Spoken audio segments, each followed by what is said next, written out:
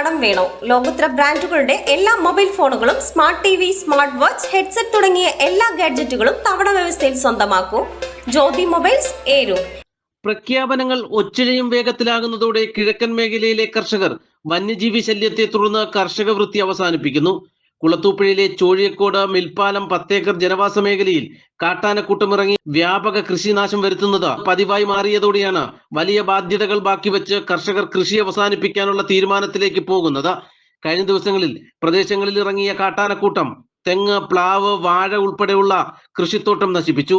വരും ദിവസങ്ങളിലും വീണ്ടും ഇറങ്ങാൻ സാധ്യതയുള്ളതിനാൽ ജനങ്ങൾ ഭീതിയിലാണ്. ബന്ധപ്പെട്ട വനപാലകർ വന്യമൃഗങ്ങൾ ജനവാസ മേഖലയിൽ ഇറങ്ങുന്നത് തടയാൻ വേണ്ട നടപടികളൊന്നും സ്വീകരിക്കുന്നില്ലെന്നാണ് ആക്ഷേപമുയരുന്നത്. പലപ്പോഴും സംഘടിച്ചെത്തുന്ന ജനങ്ങൾ ബഹളം വെച്ചും പടക്കം പൊട്ടിച്ചുമാണ് ആനകളെ തുരത്തുന്നത്.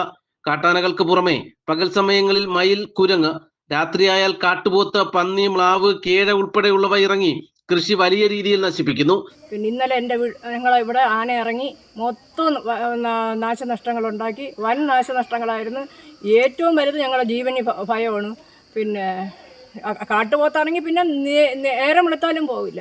പകൽ മൊത്തവും കുരങ്ങും, മയിലും, പിന്നെ മറ്റുള്ള ജീവികളും എല്ലാം നശിച്ച് നേരാക്കല്ല. ഈ ആനയും കൂടെ ഇങ്ങനെ വന്ന് ഇന്നാളൊക്കെ ആന വന്ന് ഞങ്ങൾ പലയിടത്തും പരാതിപ്പെട്ടിട്ട് പിന്നെ അതിനെക്കുറിച്ച് ഒരിതും ഇല്ലായിരുന്നു. ഇതിൽ എൻ്റെ ഭർത്താവാണെങ്കിൽ 4 മണിയാകുമ്പോൾ വണ്ടി ഓടിക്കുന്ന മനുഷ്യനെ പാറപ്പൊടി അതും ഇതും എടുക്കാൻ പോകും. ഇന്നാൾ അങ്ങനെ പോത്തോടിച്ച് അങ്ങ് ഓടി ഒരു വീട്ടിൽ കയറി, അല്ലെങ്കിൽ നടന്നു പോവുകയായിരുന്നു വണ്ടി ഒരിടത്ത് ഒതുക്കിയിട്ടിട്ട്.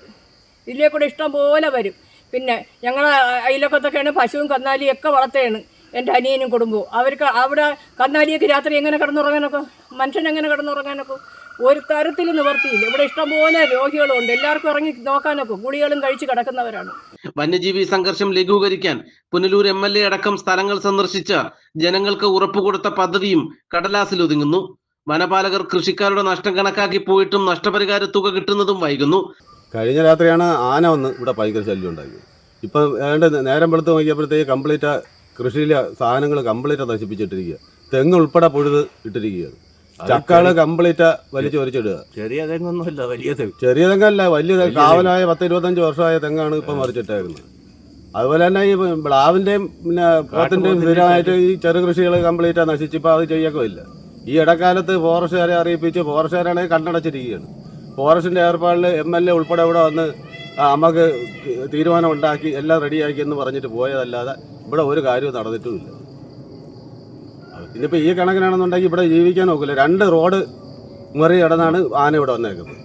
എന്തു ചെയ്യണമെന്നറിയാതെ എല്ലാം സഹിച്ച് ഇനി എന്ത് എന്ന ചോദ്യവുമായി നിസ്സഹായതയോടെ ജീവിതം തള്ളി നീക്കുകയാണ് കർഷകരും നാട്ടുകാരും. നാട്ടുവാർത്ത, മടത്തറ.